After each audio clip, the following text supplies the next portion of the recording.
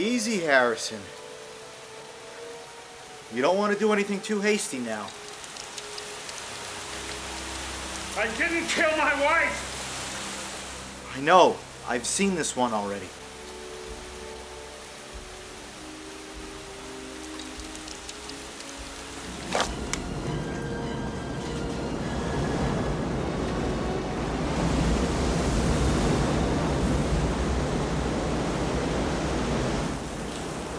Drop the gun, Harrison.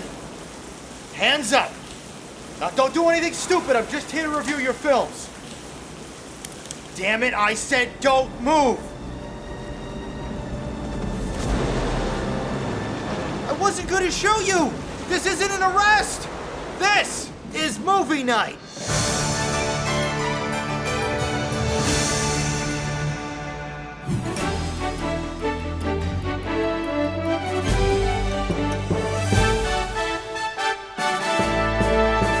Hello and welcome to Movie Night, in-depth film reviews in less than 5 minutes. I'm your host, Jonathan Paula, and you know what, I'm just going to leave this vest on because I feel like a total badass.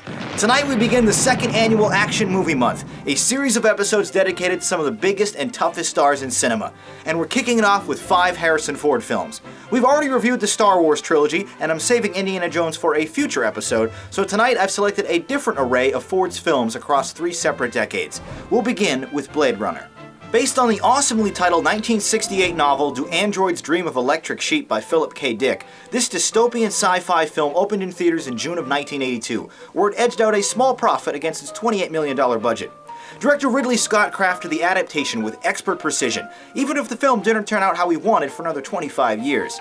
Indeed, 7 separate versions of this picture have been screened as a result of controversial changes made by the executives. The most recent is known as the Final Cut, released in 2007. It is the only version that Scott had complete artistic freedom over, and so it is the copy I'll be reviewing here. Harrison Ford stars as the title character, a retired police officer in the year 2019 who is tasked with tracking down and eliminating 4 lifelike bioengineered beings known as replicants, and destroying them. While Ford is perfectly capable in the lead, delivering his dialogue with a cold whisper or a defeated shout, it's his mechanical counterparts that really shine. Rutger Hauer plays the lead antagonist, a creepy and powerful replicant hell-bent on tracking down his maker.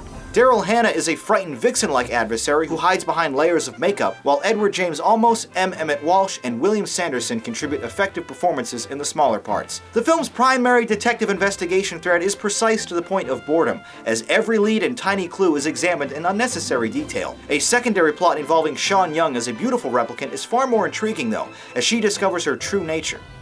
Thank you. She's a replicant, isn't she? I'm impressed. How many questions does it usually take to spot one? I don't get it, Tyrell. How many questions? 20, 30 cross-referenced. It took more than 100 for Rachel, didn't it? She doesn't know. She's beginning to suspect, I think. Suspect? How can it not know what it is? Commerce is our goal here at Tyrell. More human than human is our motto. Rachel is an experiment, nothing more. Blade Runner is a richly thematic motion picture, but this thread about self-identity is perhaps its most important. What truly defines the authenticity of life? If we can feel, laugh, breathe, and think, is it only the uniqueness of our memories that divides us, or is it something less tangible than that?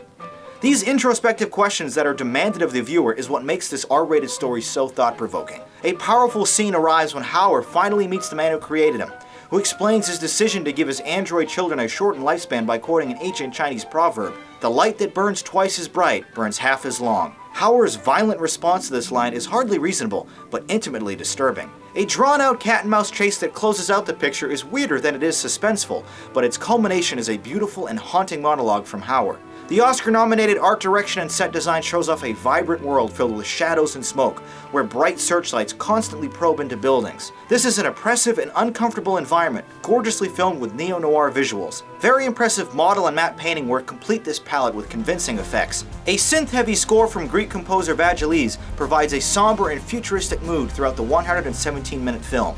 Demanding your full attention, this is the type of layered and complex narrative you could write a thesis about. But I don't watch movies to be reminded about schoolwork. and a great deal of the picture is detrimentally slow. For the patient, however, this is a fantastic blend of neo-noir and science fiction. While it may not always entertain, it often makes you think, and at over 30 years old, that's the mark of a truly well-made production. This isn't necessarily a movie I'd want to rewatch, but thanks to its many intricacies, you almost have to see it twice just to soak it all in. Blade Runner contains beautifully imagined allegories within a plodding story. Here now are some of your thoughts.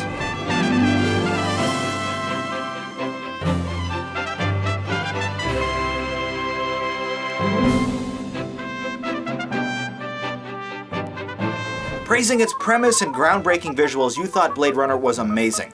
I definitely appreciated this movie more on a second watch, but its slower pace makes it hard to stay invested. I thought it was great though. For tonight's poll question, which Harrison Ford character is your favorite? Leave your response as a comment below. Next up, my review of Witness. Released in February of 1985, this Peter Weir drama film was a huge success, slowly scoring over $50 million in profit and 8 Academy Award nominations, and the R-rated picture won for screenplay and editing. The 112-minute narrative follows Harrison Ford as a soft-spoken police officer who goes into hiding in an Amish community to protect a small boy who is a material witness to a gruesome murder. As the plainly named John Book, Harrison easily balances the quick-thinking detective persona with a kinder romantic relationship with local Amish homemaker Kelly McGillis. In the pantheon of Ford's massively successful career, this character may not be the most interesting or memorable, but the gentler story affords him the opportunity to showcase an acting range heretofore unseen, scoring the actor his only Oscar nomination. It's this juxtaposition of a violent man in a pacifist environment that provides much of this picture's amusement and conflict. You're making a mistake. Hey.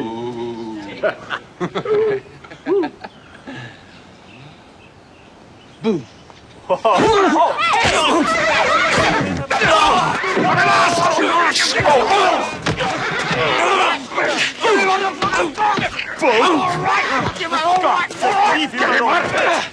Please. Give me a handkerchief, he's bleeding! Come on. You don't have to break my bones. All right. McGillis is equally commendable in her hesitant but inquisitive role, who shares a tender and beautiful moment with Ford as they sing and dance to Sam Cooke's wonderful world. As an elder member of the technology-free community, Han Rube is magnificent, sharing cautious wisdom and sage advice to his family, remarking on his abhorrence to violence. What you take into your hands, you take into your heart. 8-year-old Lucas Haas kicked off a long, successful career with his breakout performance here, and although he's sidelined for the second half of the story, his titular role is a pivotal one that's pulled off very well. Joseph Sommer and Danny Glover pop in and out of the story as well as the picture's requisite bad guys. Since the Amish very famously don't prefer to have their picture taken, the film's large cast of background actors were played by Mennonites, including the acting debut of Viggo Mortensen. The well-structured and appropriately paced story gives audiences a rare look at Amish culture, depicting them as overly worried and afraid, but honest and hardworking individuals. Supported by Maurice Jarre's quiet and rural-sounding score, this $12 million production maintains a clean and simplistic visual aesthetic, with no gimmicky shots or special effects. As the enemies draw closer and tensions heighten, it's the star-crossed lovers' relationship at the film's center that really keeps the experience fascinating and touching. That said, the action-packed finale is as intense and thrilling as they come, pitting one man, outgunned and outmanned, against a group of ruthless killers. Certainly not the most exciting or even rewatchable film, this is still a pleasant and enjoyable time for fans of old-fashioned cinema and quality storytelling. Witness may have plain presentation, but it's emotionally captivating. I thought it was a great film. Third up tonight, let's take a look at The Fugitive. Nominated for 7 Academy Awards, including Best Picture, this action thriller from director Andrew Davis was a massive success, earning $368 million against its $44 million budget. Released in August of 1993, the PG-13 rated story is based on the acclaimed 1960s television series of the same name, which follows a man unjustly accused of murdering his wife, who must find the real killer while evading a nationwide manhunt. Harrison Ford stars as the title character, a warm and gentle doctor who is forced to survive far outside his comfort zone, constantly looking over his shoulder at a pursuing U.S. Marshal, played by Tommy Lee Jones. Balancing determination with fear perfectly, this is easily one of the strongest performances in Ford's storied career, expertly handling both the dramatic beats as well as the high-stakes action. Are you suggesting that I killed my wife? Are you saying that I crushed her skull and that I shot her? How dare you? When I came home, there was a man in my house. I fought with this man. He had a mechanical arm. Plastic? You find this man. You find this man. How tall is he? He took everything from me. Oh, Jesus. What do you weigh? God! What color was his hair? What color were his eyes? But what makes his dilemma so compelling, besides his obvious innocence, is his willingness to help others, even when he's on the run. Never more than 2 steps behind, Jones is fantastic as the quick-thinking and relentless lawman tasked with tracking him down. He rattles off a host of marching orders to his troops without missing a beat, and his appropriately easygoing yet serious attitude rightly scored him an Oscar for Best Supporting Actor. Sadly, however, of its 7 nominations, TLJ's trophy was the only one The Fugitive took home that year. When Ford confesses in a tense standoff that he didn't kill his wife, Jones responds, "I don't care."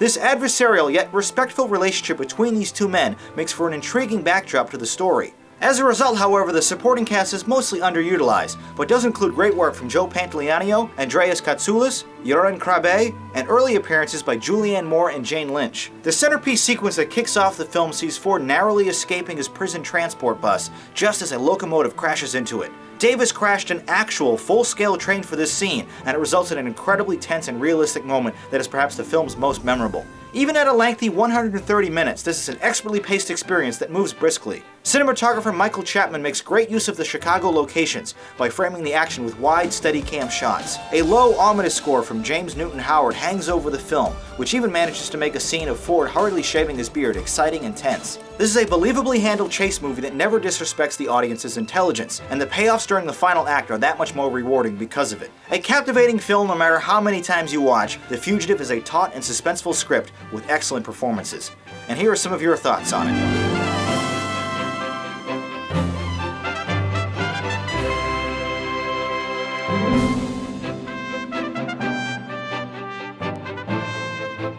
A double 9 for The Fugitive. You love the suspense and acting scoring this in awesome, and I completely agree.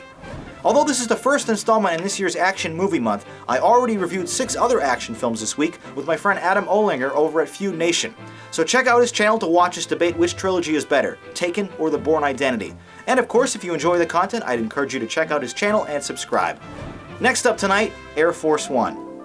This Wolfgang Petersen political action thriller was released worldwide in July of 1997, where it eventually earned back almost 4 times its $85 million budget. The sharply paced, R-rated story follows Harrison Ford as the President of the United States, who must single-handedly thwart a team of Russian terrorists after they hijacked the most secure aircraft in the world. To put it simply, this 124-minute story is Die Hard on a plane, but goddamn does it deliver.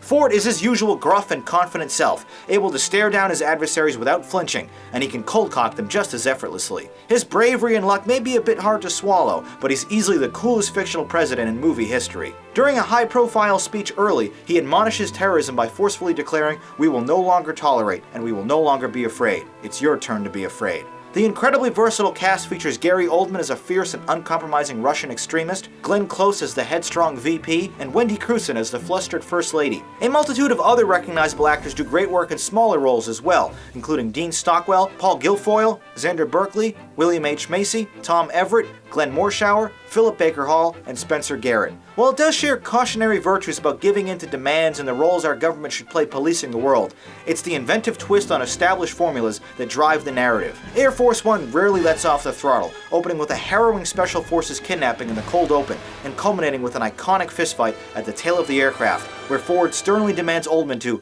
"get off my plane." As fantastic as that scene is though, there's still over 20 minutes of nail-biting action left. The absolute centerpiece, however, is the terrorists' initial takeover of the blue and white 747. The film's Oscar-nominated sound mix absolutely deserves to be cranked here. The hectic fight for control of the plane is matched only in intensity by the infamous D-Day sequence in Saving Private Ryan.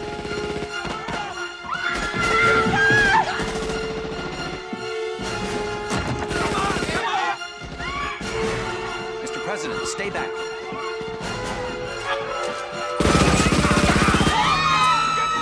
Everybody down!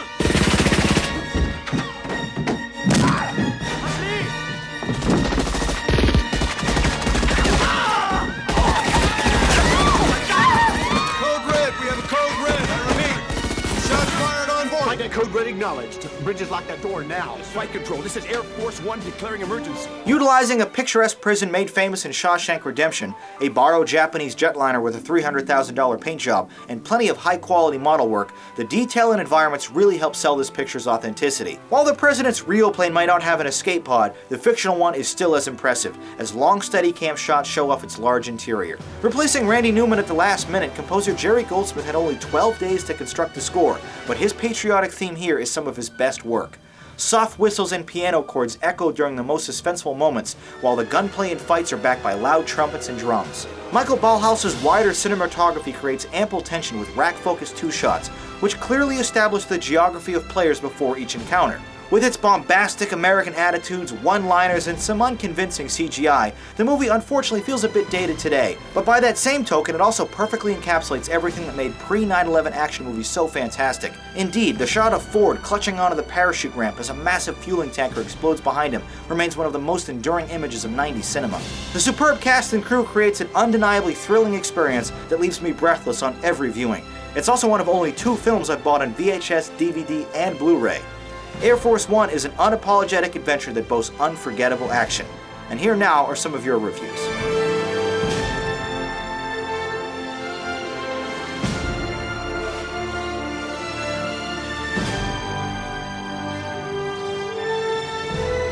You were critical of its believability, but you scored Air Force One an 8 out of 10, thanks to Ford's strong performance.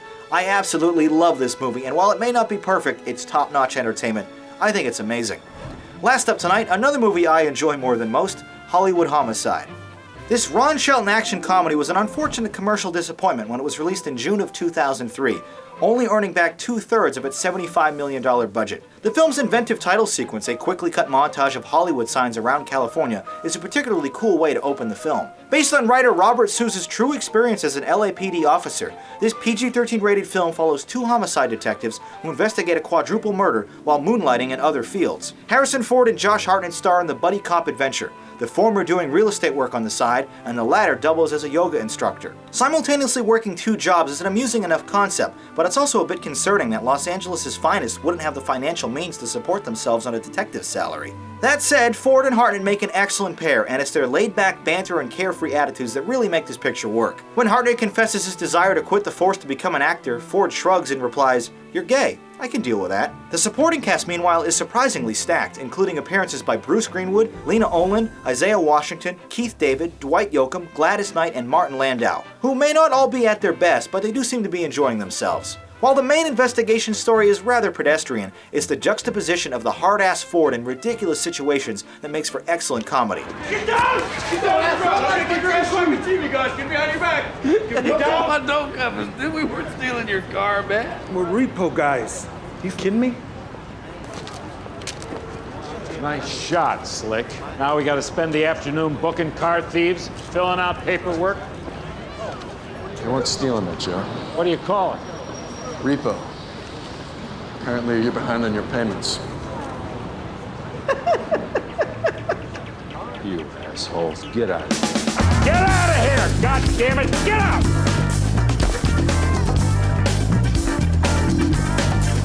Shit. That was a good tire.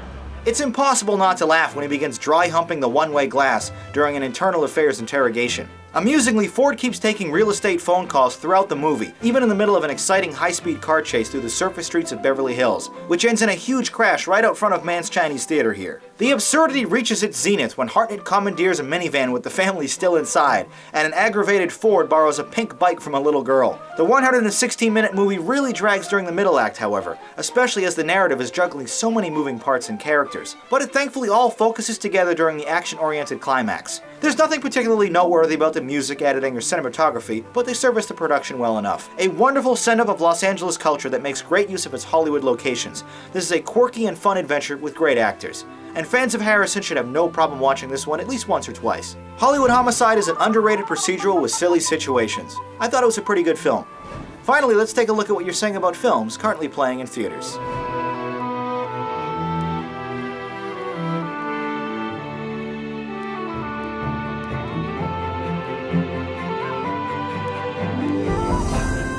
If you see a new movie in theaters, tweet your review with the JPMN hashtag to have it featured on the show. Action Movie Month continues later this week with an episode dedicated to Wesley Snipes. Following up on tonight's movies about airplanes, fugitives, and presidents, we'll be reviewing Passenger 57, Murder at 1600, and U.S. Marshals. Once you've seen these films, share your opinions by voting in the polls below or by leaving a comment review. If you'd like to watch more movie night reviews, check out the related videos on the right or click subscribe to be notified of all new content.